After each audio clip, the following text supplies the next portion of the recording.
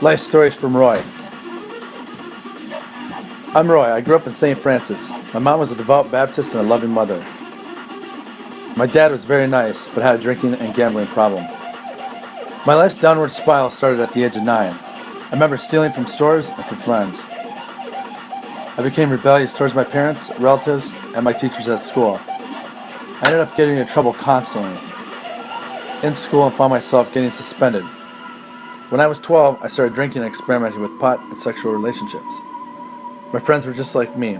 In my mind, I knew God was real, but I thought I would just live however I wanted to, and then when I was older, then I would go to church and serve God after I had enough fun and partying. Well, after a while of doing that, I started to feel like there was no God. I became very depressed. Eventually, I started getting caught for my crimes, and I ended up spending some time in Lino Lakes juvenile jail. I realized I hated being locked up, and I hated the fact that my freedom had been taken away. I made the decision to stop doing anything that would put me in jail. Even though I stopped crime, I still felt like a prisoner on the inside. I could hardly even look at people in the eyes. I felt like heavy weights were on my shoulders at all times, and I did not know my way out. Then my friend, who had become a born-again Christian, called me and explained how God had set him free from his demon, and that he could actually experience freedom and joy. Before that, he was rarely happy, and he was always out in the night only. He had more of the devil than I ever did.